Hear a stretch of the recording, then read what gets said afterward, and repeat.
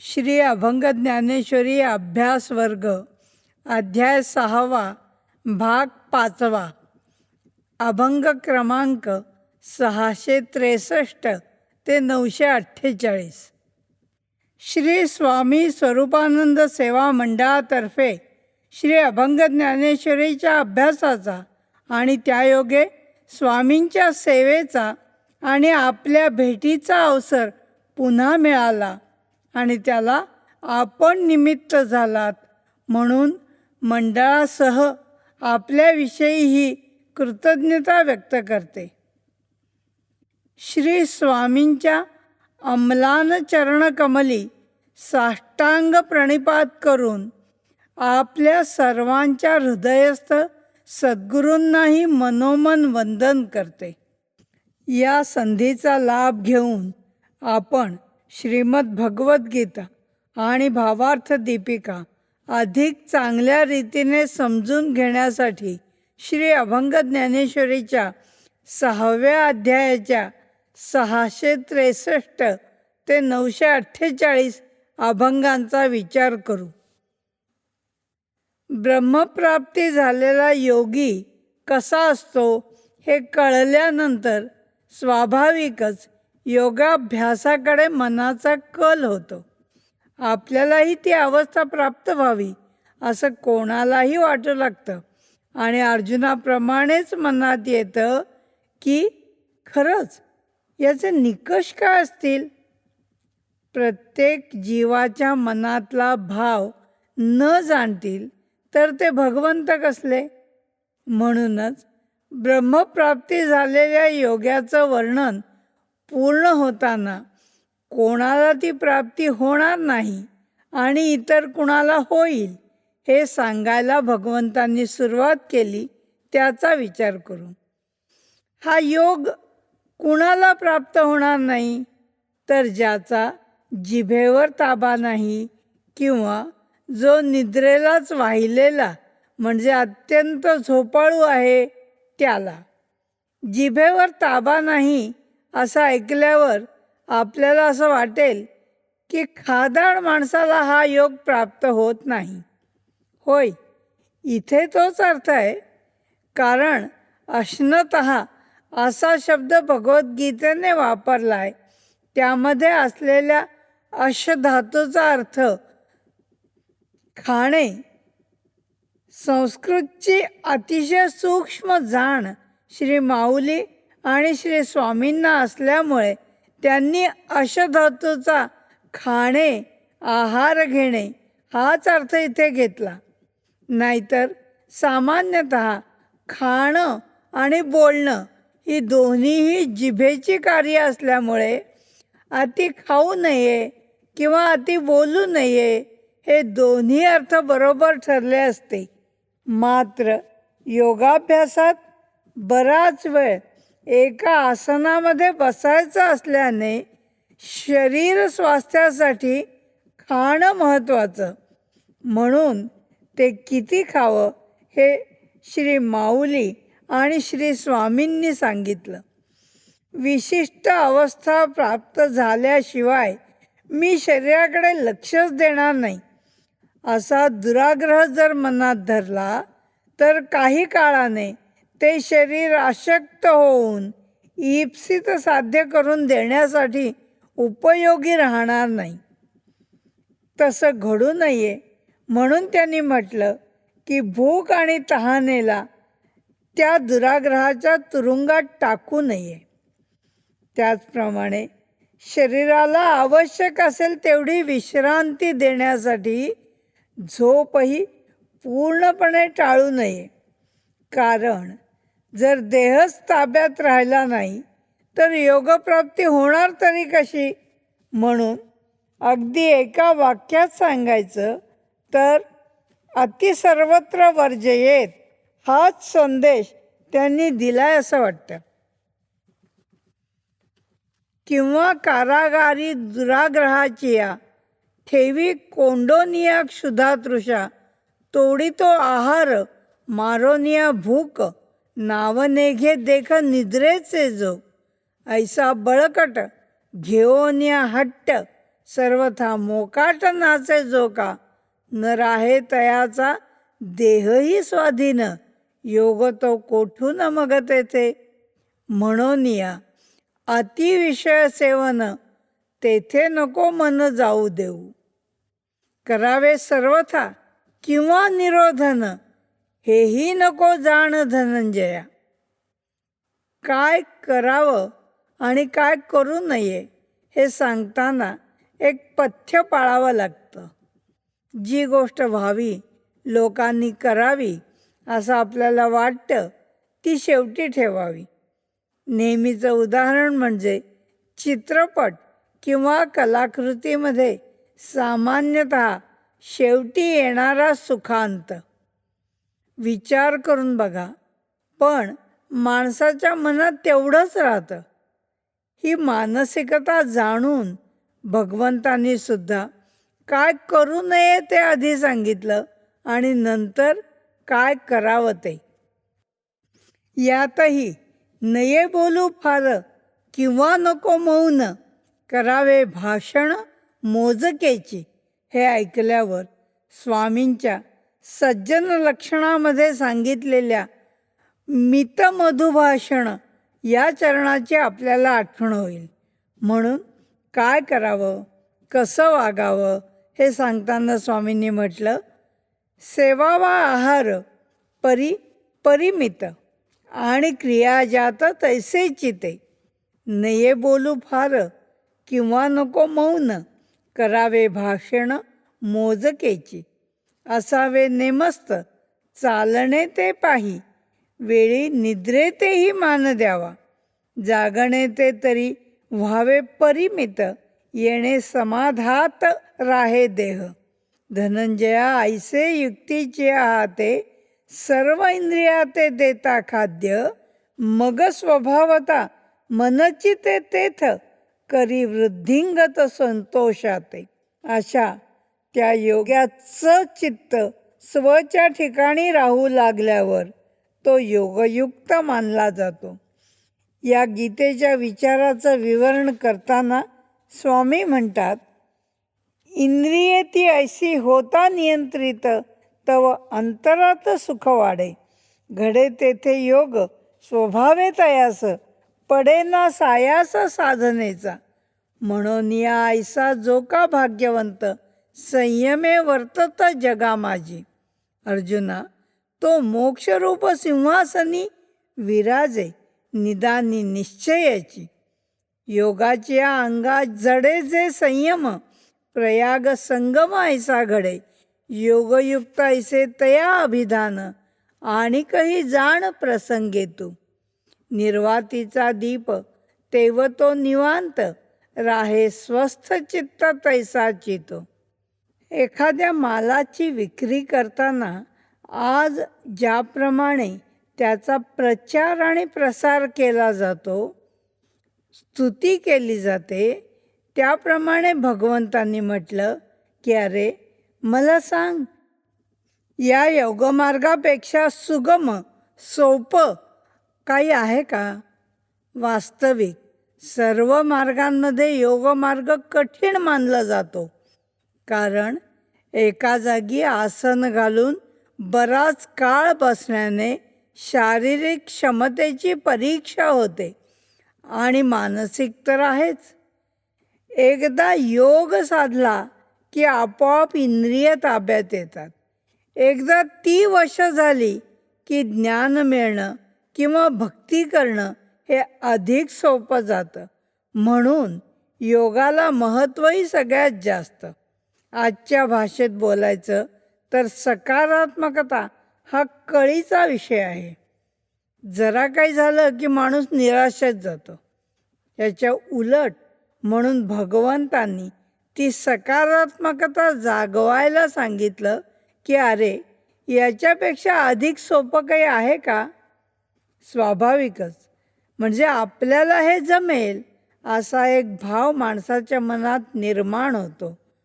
तो त्याच्या पुढच्या सगळ्या कामाला उपयोगी पडतो. तरी पार्था, वाया नको होऊ कष्टी, ऐकून या गोष्टी इंद्रियांच्या. तया औषधाते जिव्हा शत्रुवत स्वभावे लेखित नाही काय. तैसे आत्महित करोनी जे देते ते ते वाटे ह्याते दुःखप्रद. नाहीतरी काय योगाभ्यासासम साधन सुगम दुजे आहे. योगाभ्यासाचं हे वेगळेपण सांगताना स्वामींनी म्हटलं, म्हणून या दृढ आसनादी भला आम्ही जो बोलिला योगाभ्यास तेणे इंद्रियांशी लागला नियम. झाले तरी काम स्वभावेची. इंद्रिय निग्रहे होता योगाभ्यास चित्त चैतन्यास भेटूप आहे. सोडोनी विषय पाठीमोरे ठाके आपणची देखे आपणासी. मग आत्मरूप देखता क्षणीच ओळखोनी मीच तत्व म्हणे. स्वरूपाची ऐसी होता ओळखण लाभते संपूर्ण सुखदया.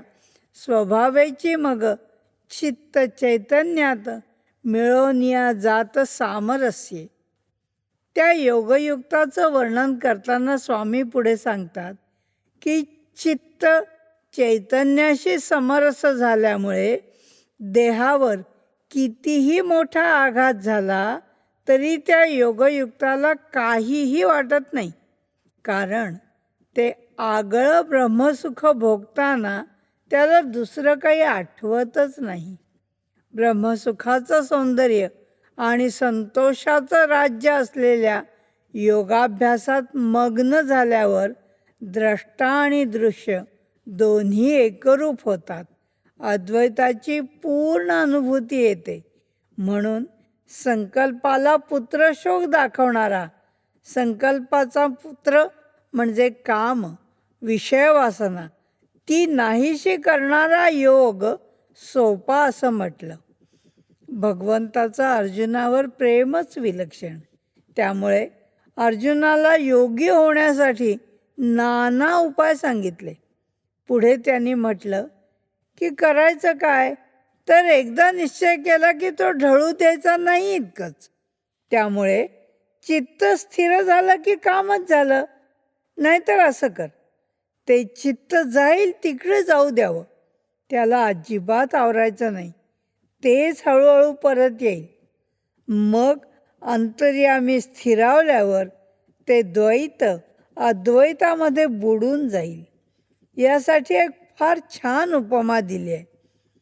आकाशात गोळा झालेले ढग विरून आकाशातच जातात, तसं ते चित्त चैतन्यामध्ये लय पावल्यावर सगळं ब्रह्मरूप होईल. हे ब्रह्मप्राप्तीचं सोपं साधन तुला सांगितलं.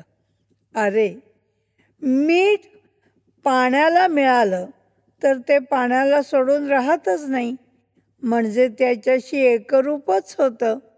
त्याप्रमाणे ब्रह्मरूप झालेले हे योगयुक्त वेगळेपणाचा लय करून अद्वैतामध्येच राहतात. काहीही करून अर्जुनाला योगाचं ज्ञान झालंच पाहिजे ही भगवंतांची तळमळ थक्क करणारी आहे. ते म्हणतात की अरे, आपले पाय आपल्याच पाठीवर घेऊन जावं इतकं अवघड तुला जर हे वाटत असेल तर दुसरं एक सांगतो. जैसे जळा लागी भेटता लवण, जळा ते सांडोन राहो नेणे. अर्जुना, आपुले पाठीवरी साच, आपुले पायीच चाला वेगा.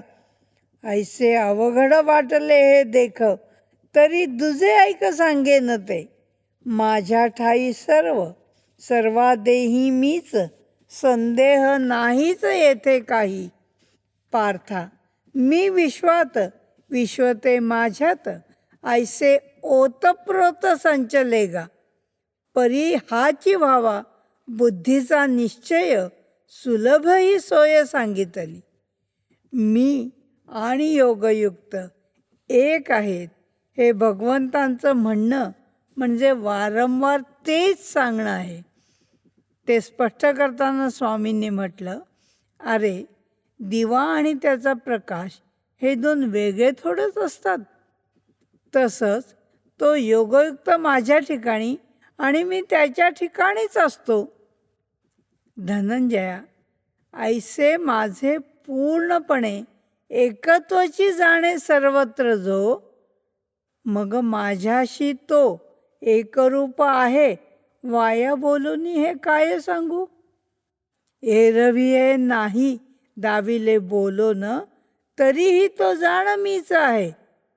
दीपाचा प्रकाश आणि तो दीप दोन्ही एकरूप होती जैसी, तैसा तो पुरुष राहे माझ्या ठाई आणि असे मीही तया माझी. आपल्यामध्ये आणि योगयुक्तामध्ये किती ऐक्य आहे हे सांगताना इतर कोणतीही उपमा न देता श्री स्वामींनी वस्त्र आणि तंतूची उपमा दिली. कारण वस्त्र आणि तंतू हे जितके एकमेकात मिसळलेले असतात तशा इतर कोणत्याही दोन वस्तू दिसत नाहीत.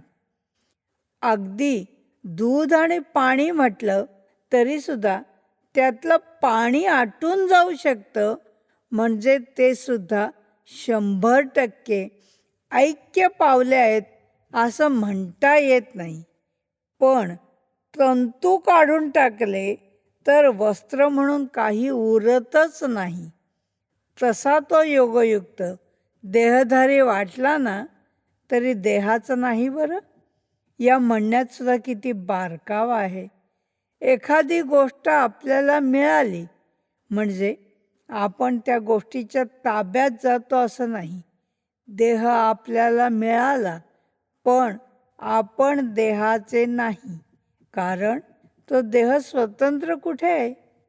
कोणामुळे तरी कोणाकडून तरी तो मिळतो. पुन्हा त्या देहाला मृत्यू आहे. उलट देहात असणारं चैतन्य शाश्वत आहे. तो योगयुक्त तसाच भगवंतांची मिळाल्यामुळे सत म्हणजे नित्य अस्तित्वात असणारा आहे. अरे धनंजया, एका साम्य दृष्टीशिवाय जगात काही नाही रे. हे मी तुला वारंवार निरनिराळ्या प्रकारांनी सांगतोय असं भगवंतांनी म्हटलं. अर्जुनालाही ते मान्य होतं. स्वामी म्हणतात, जैसा वस्त्रा माझी एकची निभ्रांत, तंतू ओतप्रोत भरला असे, तैसे माझे रूप सर्वत्र संचले, जेणे देखिले ऐक्यबोधे. स्वानुभवे पार्था माझ्या योग्यतेस आला जो पुरुष ऐशा रीती, देहधारी तरी नव्हे तो देहाचा, तया कैसी वाचा वर्णू शके. धनंजया, ऐशा एका साम्याचीच उपासना साच करावी गा. याचीसाठी आम्ही प्रसंगानुसार तुझं वारंवार सांगत असो. पार्था, समदृष्टी पलीकडे काही दुजी प्राप्ती नाही जगा माझी. इथे मात्र भगवद्गीतेने साधकासाठी सांधा बदललेला दिसतो. योगयुक्ताचं वर्णन चाललेलं असताना साधकाच्या भूमिकेतल्या अर्जुनाने भगवंतांना विचारलं की अहो, तुम्ही म्हणता ते सगळं बरोबर आहे, पण हे मन इतकं चंचल आहे ना, त्याला कसं आवरायचं हेच कळत नाही. हे मन कधीतरी आपला स्वभाव बदलेल का. तव पार्थ म्हणे, देवा दया घना करोनी करुणा आम्हावरी, तुम्ही साम्यतेचा केला उपदेश, परी या मनास काय करू. देखे तयाचा तो चंचल स्वभाव, आमुचा टिकाव कायचा तेथे. पाडी तसे भूल जे का विवेकाते, तेवी संतोषात नादी लावी. आणि एके ठाई बैसावे तरीही जे का दिशा दाही हिंडविते, येई उसळोनी निरोधावे तरी संयमाची करी साह्य जया. ऐसे ते चंचळ मन सर्वथैव आपुला स्वभाव सांडिल का. मन चंचल आहे या गोष्टीला भगवंतांनीही दुजोरा दिला. पण म्हणून आत्मप्राप्ती नाहीच असं कसं म्हणता येईल? अरे, जन्मल्यापासून ज्याला योगाची काहीच माहिती नाही, त्याचं मन स्थिर होणार कसं? त्यासाठी योग हे उत्तम साधन आहे. महत्त्वाधिक सगळं त्या योगाच्या ताब्यात आहे. मग मन त्याच्या ताब्यात असणार नाही का? ते चंचल मन सुद्धा वैराग्य आणि अभ्यासाने ताब्यात येतं. आणि या मनाची एक फार चांगली सवय आहे. एकदा का एखादी गोष्ट त्याला आवडली की ते तिथेच रंगून जातं. स्वभावेची मन चंचल हे जाणं, नवे अप्रमाण बोल तुझा. परी वैराग्याच्या अधिष्ठाने नीट चोखाळावी वाट अभ्यासाची. ऐसा काही काळ होताचे अभ्यास, लाभेल तयास सुस्थिरता. मनाचे की पार्था एक असे भले, तया आवडले जे जे काही, तेथेची ते पाहे, सोकावोनी राहे, अनायासेल आहे तद्रुपता. म्हणून तया ते कौतुके साचार, दावी वारंवार आत्मसुख. पार्था जरी होय अंगी योग बळ, त्यापुढे चपळ मन किती. महत्त्वाधिक सकळ हे जाण, नव्हे का स्वाधीन योग बळे. अशा रीतीने योगाच्या बळावर त्या मनाला ताब्यात घेता येतं. अर्जुनालाही ते लगेच पटलं. तो म्हणाला, देवा, आम्हाला तर योग माहितीच नव्हता हो. तुमच्या कृपेमुळे या जन्मात योगाची ओळख झाली. योग बळासवे देखा, मनोबळ साचचे तोलेला ऐसे नाही. तरी तोची योग कैसा केवी जाणो, गंधवार्ता नेणो याची काही. म्हणून या देवा मन अनावर, ऐसे आजवर म्हणो आम्ही. तुझ्या कृपे आज जन्मात ह्या देख, योगाची ओळख झाली आम्हा. एखाद्या विषयावर गप्पा मारताना जसा एकातून एक विषय निघावा, त्याप्रमाणे मनोनिग्रहाचा विषय झाल्यावर अर्जुनाने विचारलं की देवा, अशा प्रकारे साधना करणाऱ्याला ती पूर्ण होण्याच्या अगोदर मृत्यू आला तर साधना अर्धवटच राहणार. म्हणजे त्याला मोक्षप्राप्तीही नाही आणि जी श्रद्धा आहे तीही अंतरेल. मग त्याला गती कोणती? अगदी साध्या शब्दात सांगायचं तर अर्जुनाने शंका विचारली की साधना पूर्ण होण्यापूर्वीच देह पडला तर त्या साधकाचं काय होतं? साधना सुरू असल्यामुळे त्याला परतही फिरता येत नाही आणि मध्येच मृत्यू झाल्याने ती साधना पूर्णही झालेली नाही. अशा वेळी साधना पुन्हा पहिल्यापासून सुरू करावी लागते का? की आहे ती साधना गृहीत धरून पुढे जाता येतं?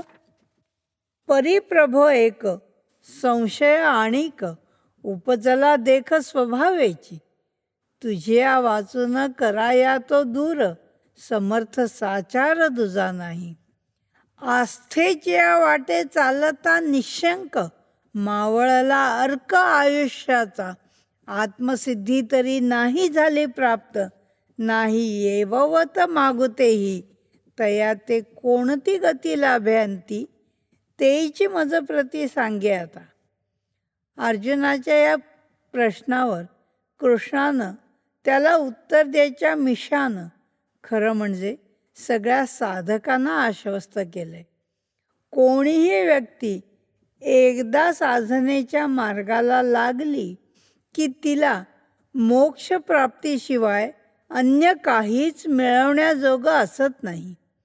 मध्ये काही काळ थांबावं लागतं इतकंच. आता बघा, मृत्यू म्हटलं की भीती वाटते, पण विसावा म्हटलं तर हवासा वाटतो.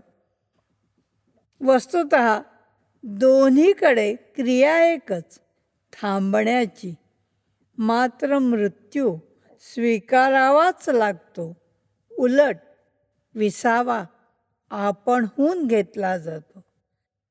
साधकाला साधना करण्यासाठी आणखी हुरूप यावा म्हणूनही स्वामींनी म्हटलं असावं की अरे, असा विसावा हा देवांना सुद्धा दुर्लभ आहे. साधना अर्धवट राहिली तरीही काही काळाने का होईना नक्की पूर्ण होईल असा एक दिलासा स्वामी त्यातून देतात. साधनेच्या विचारात मरणाची भीतीही थोडी कमी होते. भगवंत आणि स्वामींमध्ये सुद्धा खरं तर अंतर नाहीच. म्हणूनच भगवंतांचे निरोपे म्हणून स्वामी जणू ग्वाही देतात, सद्गुरु कृपेने एकदा का या मार्गात आलास ना, आता चिंता कसली. मग तो श्रीकृष्ण म्हणे पार्था पाहे, जया आस्था आहे मोक्ष सुखी, तया मोक्षाविण सर्वथा आणिक गती नाही देख तुझी कोठे. परी एवढेच एक घडेसाच विसावामध्येच घ्यावा लागे.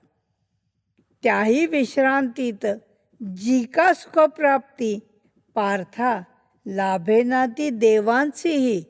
एरवी तो जरी चालता सत्वर योगाभ्यासी भर देवोनिया, तरी सोहमसिद्धी पावता तो साच देहांता पूर्वीच पंडुसुता. परी नव्हे त्याचा तेवढा तो वेग, म्हणून या चांग विसावाची. तया लागी अंती मोक्ष तो तैसाच, धनंजया साच ठेविलासे. मोक्षप्राप्ती होण्यापूर्वी मध्येच विसावा घ्यायला लागल्यामुळे त्याला योगभ्रष्ट असं म्हटलं. केवळ आयुष्य संपल्यामुळे ती भ्रष्टता, ती घसरण आहे. पण साधकाच्या मनात असंही येऊ शकेल की आपल्याला विसावा घ्यायला लागल्यामुळे मग आपण मागे तर पडणार नाही. म्हणून त्या विसाव्याच्या काळाचं वर्णन करताना स्वामी म्हणतात की अरे, जो लोक मिळवण्यासाठी इंद्राला 100 यज्ञ करण्याचे कष्ट घ्यावे लागतात, तिथे हे मुमुक्षू मात्र अगदी अनायासे जातात. इतकंच काय, पण तिथले भोग घेऊन कंटाळा आला की पवित्र आणि वैभव संपन्न कुळात जन्म घेतात. कोणत्याही परिस्थितीत आपला अंश पुन्हा आपल्याशी एकरूप व्हावा म्हणून भगवंतांनाच किती काळजी. आणि स्वामींनीही काकणभर अधिकच सरसपणे त्याचं वर्णन आपल्यापर्यंत आणून पोचवलं. ते कुळ पवित्र आणि श्रीमंत आहेच, पण स्वामी पुढे सांगतात की वेद हेच त्या कुळाचं दैवत आहे. आणि व्यापार म्हणाल तर सदाचार हाच व्यापार आहे. सारासार विचार हाच कुणी मंत्री. आणि कोणत्याही माणसाच्या आयुष्यात असणारी त्रासदायक बाब म्हणजे चिंता, ती तर प्रत्यक्ष ईश्वराची पतिव्रता आहे. त्या माणसाला काही चिंताच नाही हे स्वामींनी किती खुबीने सांगितलंय. अशा या सगळ्या सौभाग्यदायक परिस्थितीमध्ये तो सुखाने जन्म घेतो. कैसे हे कौतुक अर्जुना जो लोक, पावावया देख शतयज्ञ, करोनी इंद्रास पडती सायास, तोची मुमुक्षुस अनायासे. तेथील अमोघ अलौकिक भोग, भोगिता तो मग कंटाळोनी, जन्म पावे येथे पुन्हा संसारात, वैभव श्रीयुक्त कुळा माझी. जैसा भातकण वाढे सुक्षेत्रात, तैसा त्या कुळात अंकुर येतो. होय जे सकळ धर्मांचे माहेर, वर्तते साचार नीतीपंथे. पार्था, योगभ्रष्ट सुखे पावे जन्म, आयशाची उत्तम कुळा माझी. योगभ्रष्टाचे सुद्धा 2 प्रकार गीतेने सांगितलेत असं दिसतं. एक म्हणजे पवित्र आणि श्रीमंत घरामध्ये जन्म घेणारा योगभ्रष्ट, आणि दुसरा केवळ योग्यांच्याच घरात जन्मणारा. हे 2 वेगळे प्रकार आहेत की आपल्याच पुढच्या अवताराची जाणीव झाल्यामुळे भगवंतांनी केलेली ती सुधारणा आहे कोण जाणे. कारण आत्तापर्यंत पवित्र आणि श्रीमंत कुळामध्ये योगभ्रष्ट जन्म घेतो असं सांगितलं, आणि आता अथवा योगिनाम एव किंवा योग्यांच्याच असं म्हणून भगवंतांनी जणू ज्ञानदेवांचं चरित्र मांडलं. आपल्याला वाटेल कशावरून तुम्ही असं म्हणता. कितीतरी वेळा बोलताना आपण अथवा किंवा असे शब्द वापरतो. त्यातून फार काही सुचवायचं असतं असंही नाही. मग इथेच असा विचार कशाला करायचा. कारण आपल्याला माहिती आहे की भगवद्गीता हे मोक्षशास्त्र आहे. स्वाभाविकच शास्त्राचे नियम त्याला लागू होतात. शास्त्रामध्ये कोणताच शब्द विनाकारण येत नाही. म्हणूनच श्रीमद आद्य शंकराचार्यांनीही असं म्हटलं की किंवा अथवा असे शब्द अगोदर सांगितलेल्या गोष्टीचा म्हणजे पूर्वपक्षाचा निराश करतात. या 42व्या श्लोकाची सुरुवातच अथवा योगिनामेव असं म्हणून अथवा शब्दाने होते. एवढंच नाही तर भगवंत पुढे जाऊन असंही म्हणतात, एतद्ही दुर्लभतरं लोके. हे जगात फार दुर्लभ आहे. आपण सुद्धा जर अशा योगभ्रष्टांची यादी करायला बसलो तर ज्ञानेश्वर महाराजांशिवाय इतर कुणाचं नाव आठवेल असं वाटत नाही. जे का ब्रह्मानंद क्षेत्रीचे मिराशी नित्य सुखराशी भोगती जे, विवेक वृक्षाच्या बैसोनिया बुडी ब्रह्मफळ गोडी चाखती जे, तया योगियांच्या कुळे पावे जन्म, पार्था मोक्षकाम योग भ्रष्ट, जन्मताची मग आत्मज्ञानोदय, तया लागी होय स्वभावेची. यानंतर आलेलं वर्णन तर फक्त आणि फक्त ज्ञानेश्वर महाराजांचं आहे असं वाटतं. भगवद्गीतेमध्ये अशा प्रकारे वर्णन नसूनही भाष्यकार ज्ञानेश्वर महाराजांनी ते वर्णन करून भाष्य म्हणजे काय हेही अगदी सहजपणे सांगितलं. सूत्रांचे शब्द उलगडणं म्हणजे भाष्य नाही हे आपण जाणतो. भाष्यकाराचं वैशिष्ट्य असं की सूत्र वाचूनही जो विचार आपल्याकडून सुटला असेल किंवा जाणवला नसेल तो आपल्याला जाणवून देणं. इथे सुद्धा वाचायच्या किंवा ऐकायच्या भरात हे वर्णन कुणाचं आहे हे कदाचित आपल्या लक्षात येणार नाही. म्हणून निरनिराळ्या दृष्टांतांच्या आधारे माऊली ते सुचवतात. हळूहळू आपल्याही लक्षात येतं की यातला प्रत्येक शब्द केवळ माऊलींनाच लागू होणारा आहे. हा सगळा विचार होत असताना सहज जाता जाता एक गोष्ट आठवली. काहींना कदाचित हे विषयांतर वाटेल तर काहींना ती गोष्ट माहीत आहे म्हणून त्यांना स्मरणरंजनाचा आनंद मिळेल. एकदा म्हणे संस्कृत साहित्यातल्या अतिशय प्रसिद्ध कवींची यादी करताना एकेका कवीच्या नावाने एक एक बोट अशी गणना करायचं ठरलं. पहिलं नाव अर्थातच कालिदासाचं आलं. त्यामुळे त्याच्या नावाने करांगुली म्हणजे कनिष्ठिका करंगळी धरली गेली. नंतर गणनेसाठी कालिदासाच्या योग्यतेचा एकही कवी मिळाला नाही.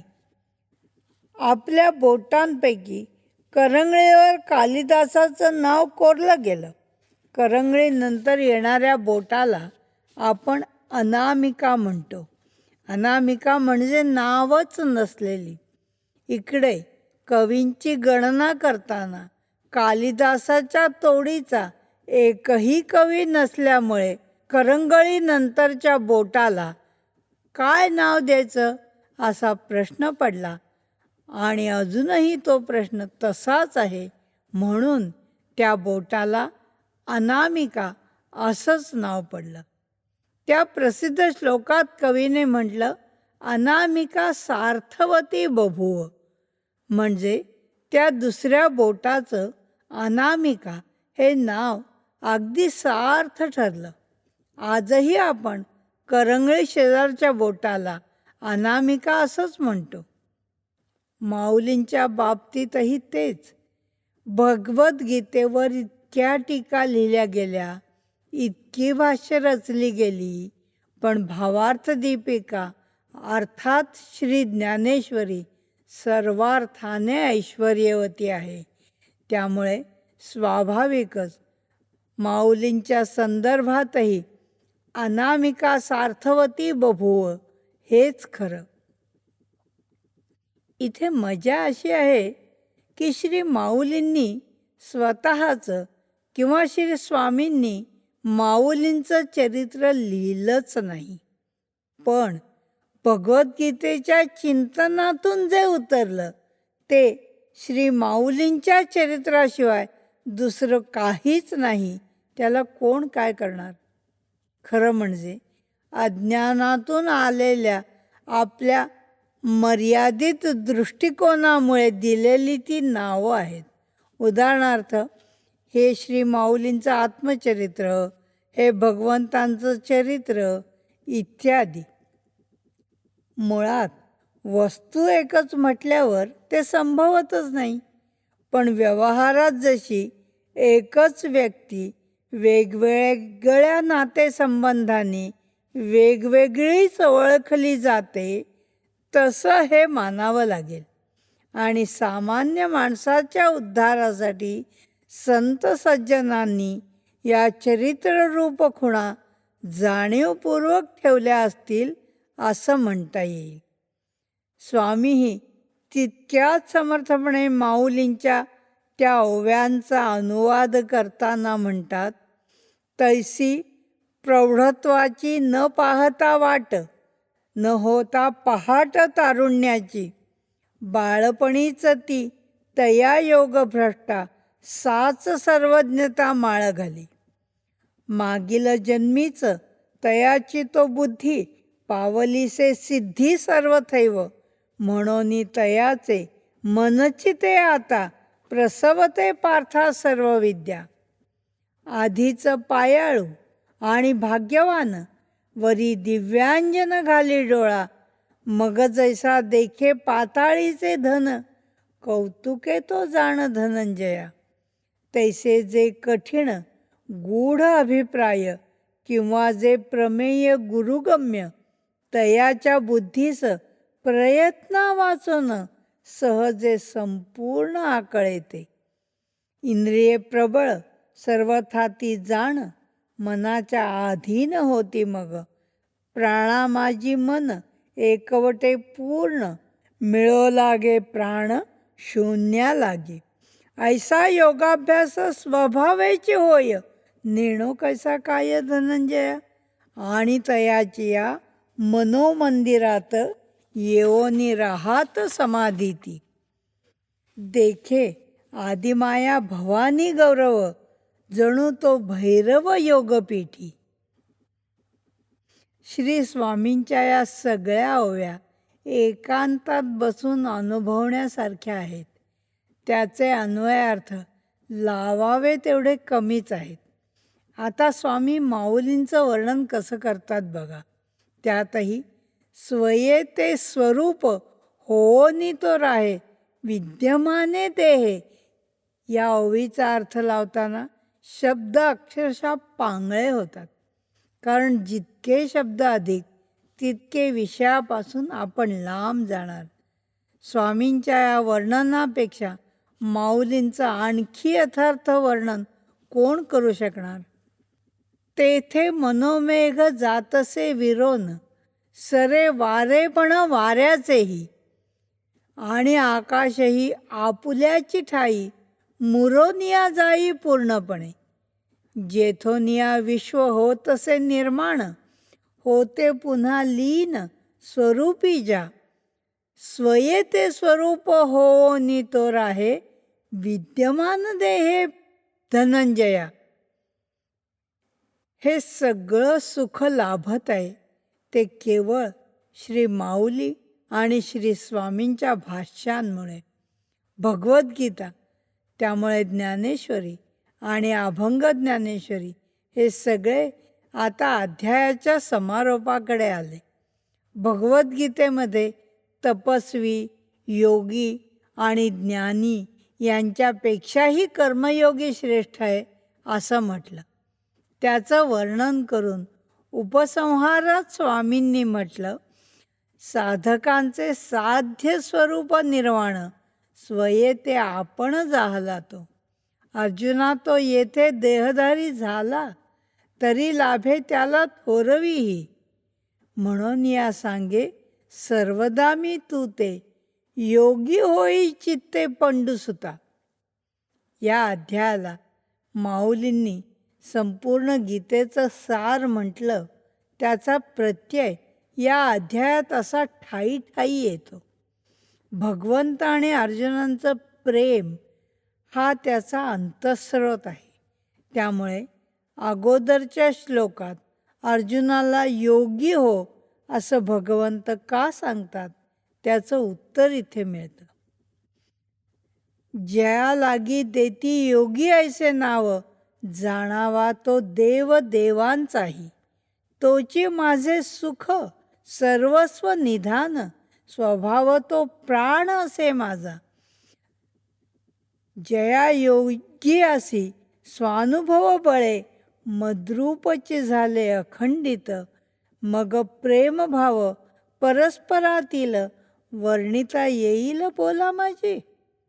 नव्हे चितो ऐसा धनंजया साच, एकरूपताच तया आम्हा. तया ऐक्य प्रेमा साजेल उपमा, देह मी तो आत्मा हीच हो एक. इथे 6व्या अध्यायाचा समारोप होतो. पण माऊली मात्र कृष्ण अर्जुन प्रेम आणि आपल्या सद्गुरूंचं ऋण व्यक्त करून अध्यायाला पूर्णत्व देतात. अर्जुनाविषयी किती आणि काय बोलावं असं भगवंतांना कायमच होतं. इथे श्री स्वामी म्हणतात की भगवंतांना अर्जुन म्हणजे जणू आरसाच वाटतो.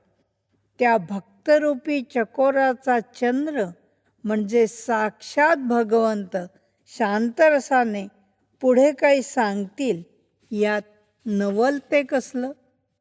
इकडे सत्वगुणाचा वर्षाव होऊन श्रोत्यांचा भाव भराला आला. आध्यात्मिक तपाची ढेकळं विरून चतुर भाविक चित्तांचे वाफे सिद्ध झाले. आणि मग एवढी शेतीची तयारी झाल्यावर त्यात बीज पेरायचं ते ज्ञानाचं. सद्गुरूंना, निवृत्तीनाथांना ते बीज पेरण्याची इच्छा झाली. पूर्वीच्या काळी शेती करताना नांगराच्या वरच्या बाजूला, त्याला पाभर किंवा पाभरी म्हणतात, त्या ठिकाणी एक लाकडी वाटी जोडलेली असे. तिला चाडं म्हणतात. त्यातून ते बीज जमिनीत पेरलं जायचं. माऊली म्हणतात, सद्गुरूंनी मला चाडं केलं. माझ्या सद्गुरूंचं हे वैभव, पण त्यांनी कौतुकाने माझ्या मुखातून ते सांगितलं. माऊलींचा हा सद्गुरूंविषयींचा नितांत आदर आणि स्वतःची विनम्रता त्यांच्यातील भगवत तत्वाची साक्ष देणारी आहे. एरवी अनेकदा ऐकलेली इदन्न मम ही भावना माऊलींच्या या शब्दातून किती वेगळ्या उंचीवर जाते. अवधान रूप पेरणीच होय सुवर्ण समय त्याहीवरी, म्हणून या ज्ञानबीज पेराया ते निवृत्तीनाथा ते इच्छा झाली. ज्ञानदेव म्हणे, सद्गुरूंनी भले मज चाडे केले कौतुकेची, हे इतकं साच आणि मवाळ, मितलय आणि रसाळ, शब्द जैसे कल्लोळ अमृताचे, असं बोलणं कसं ऐकावं ते सुद्धा माऊली तितक्याच प्रेमाने सांगतात. आणि स्वामी म्हणतात, परी ते ऐकावे मनाची या कानी, देखावे नयनी बुद्धीची या, आपुल्या चित्ताचे देवनिया मोल, मग घ्यावे बोल येथीचे हे. अवधानाची या हाते नेओनिया, सोडावे हृदया माझी ह्याते, करोनी संतुष्ट जाण त्यांची मती, देतील हे शांती स्वहितासी. पूर्णावस्थेलागी होतील जीवन, जीवा सुखपूर्ण करतील. स्वामींच्या या अमृत वर्षावानंतर आपल्या हातात उरते ते फक्त मौन. म्हणून त्याचाच आश्रय करून आपण इथेच विसावा घ्यावा हे योग्य. पण आपण अभंग ज्ञानेश्वरीच्या अभ्यासाचा वसा घेतलाय. विषय आणि आशय दोन्ही दृष्टीने हा 6वा अध्याय मोठा असल्याने सोयीसाठी आपल्याला त्याची 5 भागात विभागणी करावी लागली. एक वार त्यांचा केवळ नामोच्चार करून वाणीला विराम देऊ. पहिल्या भागात मुख्यतः इंद्रिय कलह आणि मराठी भाषेचं श्रेष्ठत्व हे बघितलं. दुसऱ्या भागात योगाची सामान्य माहिती आणि अष्टांग योग, विशेषतः प्रत्याहार याचा विचार केला. तिसऱ्या आणि चौथ्या भागात कुंडलिनी, तिचा प्रवास, शिवशक्ती मिलन, योगी यांचा विचार झाला. या 5व्या शेवटच्या भागात योग्यांना प्राप्त होणाऱ्या शुक्ल कृष्ण गती म्हणजे अर्चिरादी आणि धूमादी मार्ग यांच्या अभ्यासाबरोबर भगवंत आणि भक्त, सद्गुरू आणि सत्शिष्य यांच्या आंतरिक प्रेमात या अध्यायाची सांगता झाली.